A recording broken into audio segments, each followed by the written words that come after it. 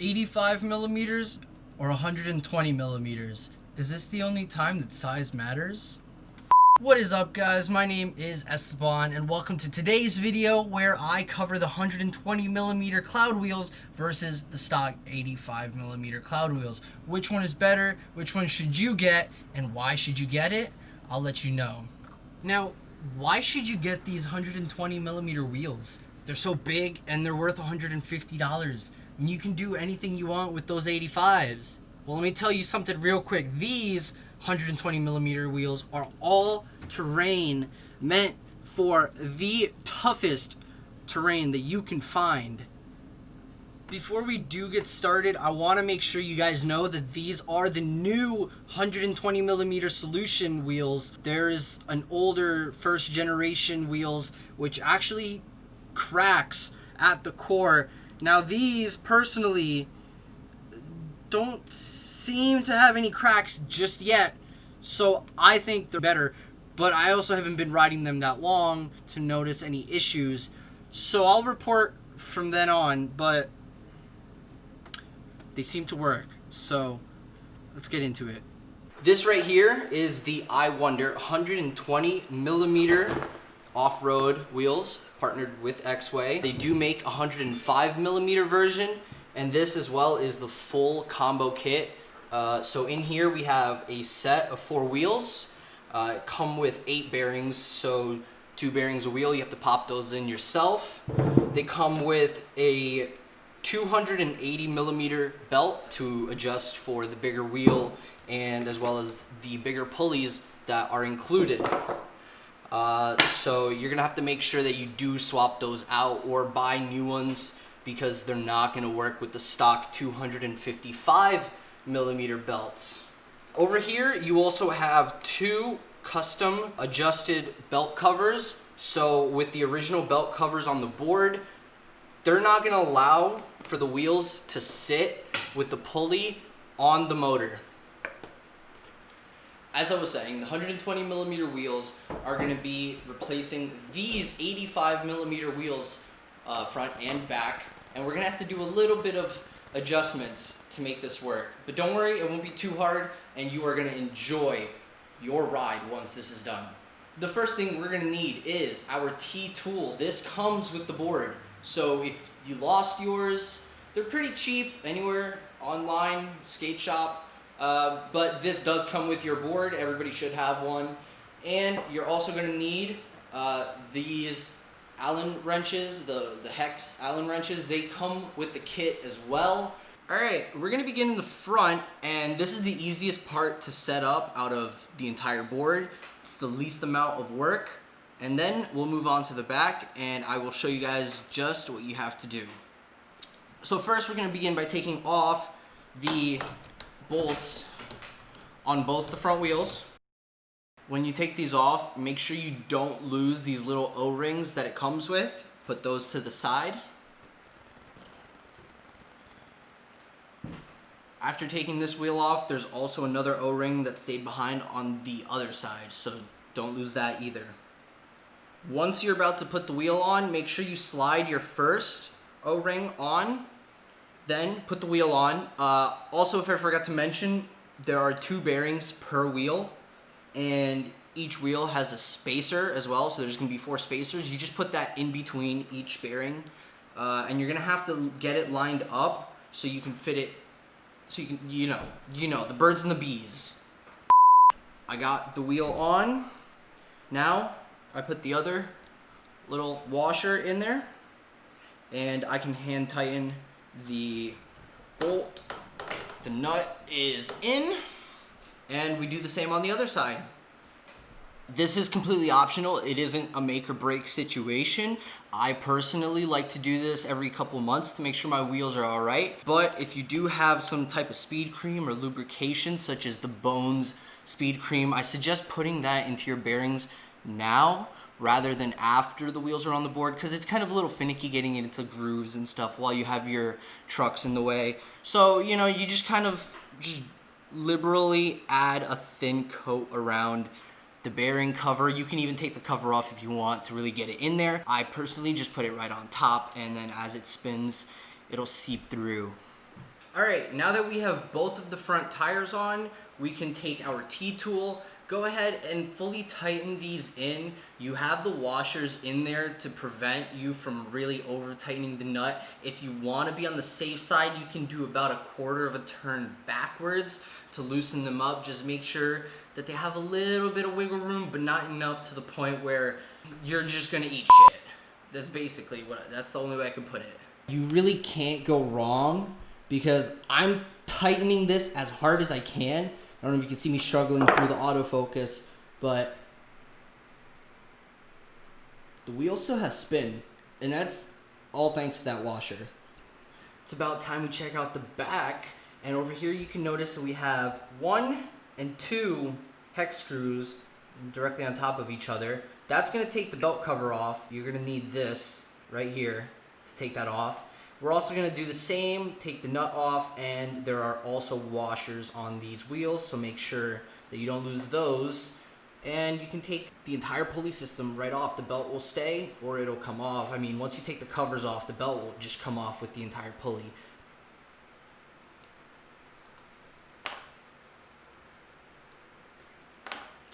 All right, so we have the first cover off. We can put this to the side. Don't lose the bolts. You're gonna need these two. And you can go ahead and take the other side off as well while you're at it. All right, now that we have all of that completely off, we have the belt cover off, we have the nut, and we have the washer off. You can just go ahead, pull this off. Careful that the other washer doesn't get lost. It's stuck right on the bearing. And we can go ahead and pull this belt out just by wiggling it loose a little bit.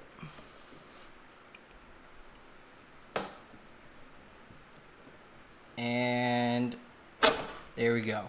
Make sure you also don't lose that washer that just came out. Bigger gray washer. Keep that to the side.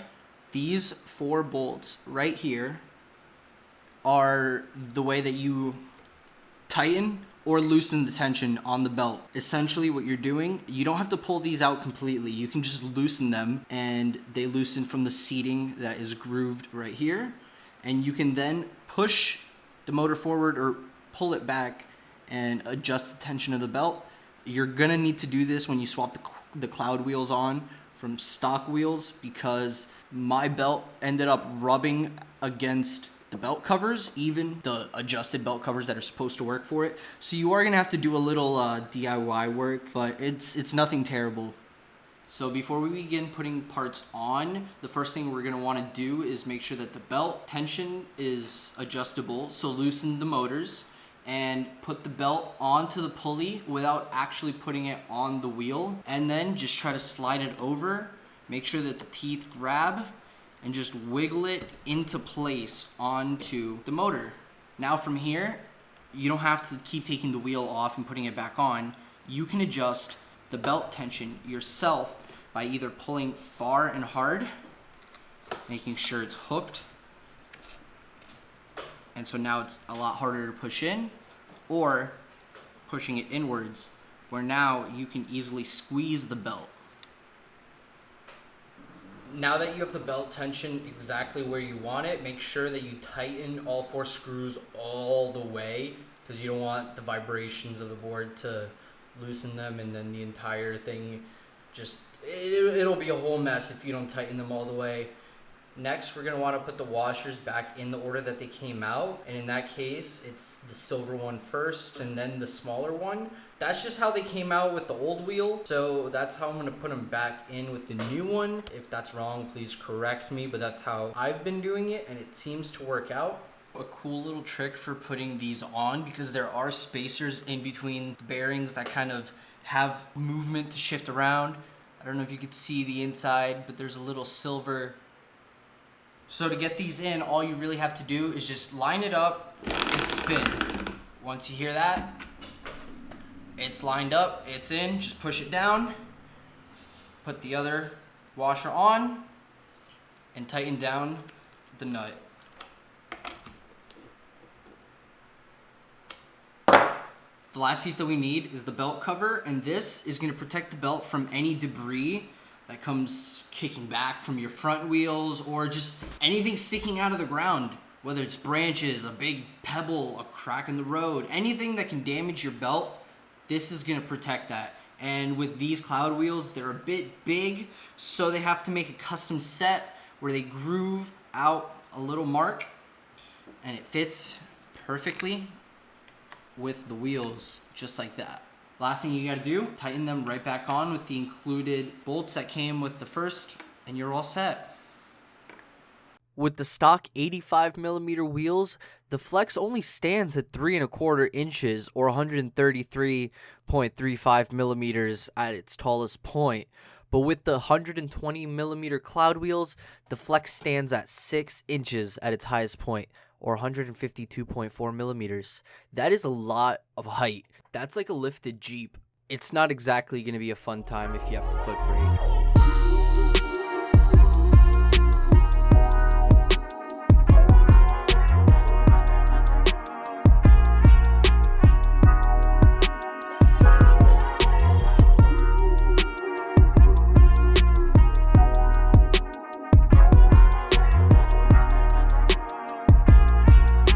Alright, the board is finished. It looks amazing, and it is a lot taller, significantly taller. But that is the board right there. So we're about to go on a trail and actually take it off-roading, because that's what the wheels are meant to do. They're meant to off-road, and I'm going to show you guys just how good it is. Some nice cracks, we can eat those. A lot of cars here. There we go.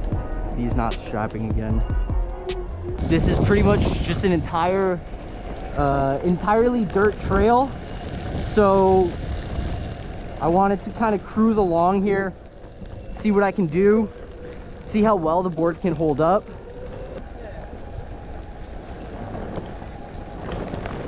Ooh. So as you can see, there's a lot of rocks. You really do feel the vibrations, and it's a bit leg numbing, to say the least. Nobody likes road rash. That's probably the worst injury you can get. I think I would rather slam face first, maybe not face first, but head on into a wall than get road rash, because you know that those showers, they hurt. Sleeping at night, you're getting stuck to your bed sheets. It's not pleasant. So that's why I encourage wearing pads at all times. One thing I did forget to mention is that when you are gonna get on the board and take off, make sure using the Exway app, you do set the wheel diameter to 80mm. And the reason we do that is because there's no 120mm just yet, at least not until they release another firmware update actually supporting the 120mm. So for now, the best thing you can do is get 80mm. You can easily multiply just to get your actual speed. The only thing that the 80 does is, you know, determine your speed on the odometer. So it's just an easy multiplication of increasing it by about 40%. I think the best part about doing this is the absolute smoke trails that you leave behind you as you're just carving. I mean, granted, I'm not gonna do fat carves because you slide out, and you know that would be pretty sick. I could actually show you right now. Wonderful. And it looks like we've actually come across, is this the end of the trail? I didn't know that we ended that quick. I thought there was a lot more to it. Get a little bit of test on a real world scenario. It's got some good grip, not gonna lie. Oh, it continues. Ah. All right, well, we're gonna turn around and head back the other way. All right, so we're heading back the other way just because, you know, car is parked on the other side, and I could keep going, but I really like off-road. It's so nice. Oh yeah, we eat those. We eat those so good.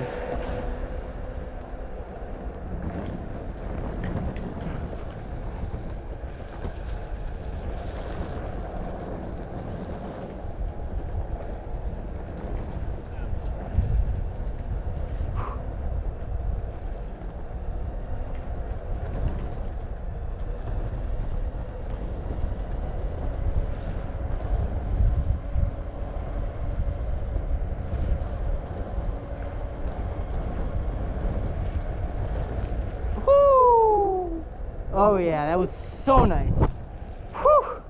If you're thinking about getting yourself a pair, please make sure you check out the link in the description. I will provide where I got these. I got the combo pack that includes everything, the wheels, belts, pulley, everything, every aspect. You can get the wheels by themselves, you can get just the pulleys, just the belts, whatever you need, they have it. If you want, they also offer another size. They offer 105 millimeters, which personally I haven't tried, but I think those would be a lot more tailored towards that balance between speed and all-terrain, right? Because it's smaller, so it's not going to perform as nice as these perform here in this off-road situation, but it will provide a nice balance for when you get off-road or on the road. You kind of have you have the best of both worlds, and they're cheaper, so you know, give it a try. They also work if you have a different board that doesn't have as big of a wheel well as the Flex does, because let's be real, this has massive gaps for the wheels. I can put any size wheel I want and it'll fit. Oh yeah, let's get nice and low real quick. Oh, let's eat those rocks.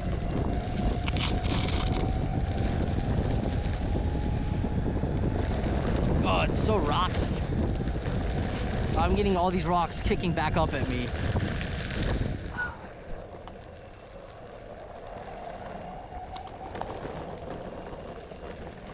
Oh, that's so bumpy.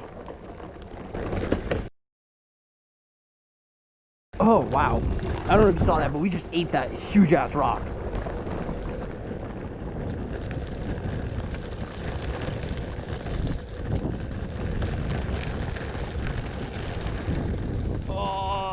Fuck.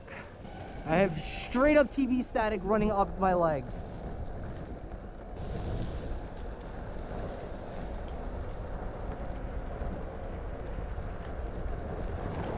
Oh, holy shit, dude. This is so much fun. I really love this. I don't like the part where I lose traction because it's a little spooky sometimes, you know, until I like really I'm confident in my sliding abilities. I don't think I'll be confident in the fact that this board does slide out a little bit when you're riding, obviously, on off-road.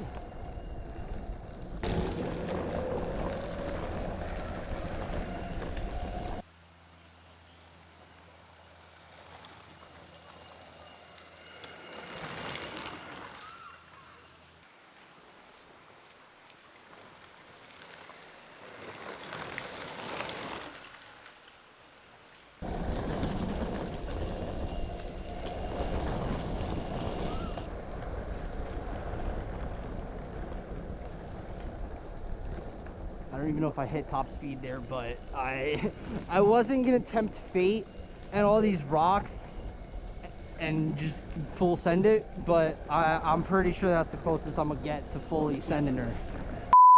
Now that we're back from the park, let's go over why you would want these wheels over your stock wheels. For the first reason, they're 120 millimeters. That's already 35 millimeters more than the stock wheels. So you have quite a bit of meat on these tires. I'm slapping them, but you don't see them. Anyways, you have quite a bit of meat on these tires. Now the downside, you do have a smaller contact patch, so you have less grip, is kind of why I was sliding out, but they're a lot more optimized for off-roading compared to at least the 85 millimeter wheels, which you saw in my last video you could do off-roading with, but it's not as smooth as it is with these wheels.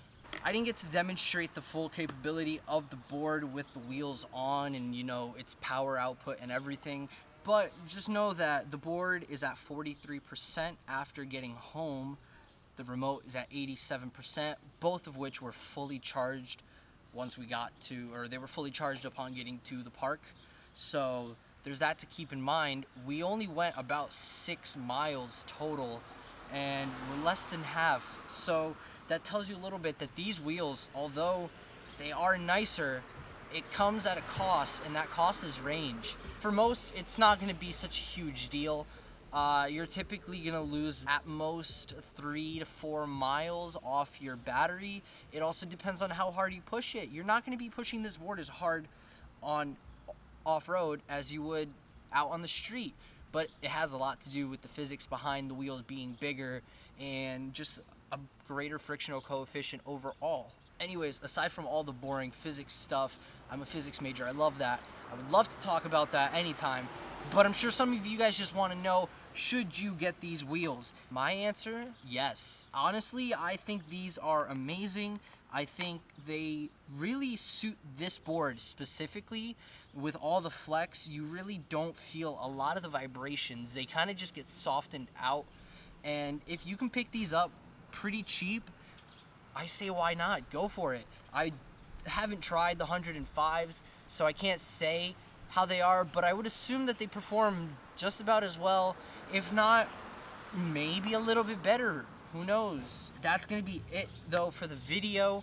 I really hope you guys enjoyed it. I hope you guys think about picking up a set if you own a board. If not, I hope you think about getting a board, because this has honestly been one of the funnest things I have personally invested in. It's gonna get me from point A to point B without having to spend any gas money, especially considering Suzi isn't registered yet, so I kind of can't make any videos on her, and she's got a bit of issues, you know, typical of a Subaru. Those videos will be coming soon.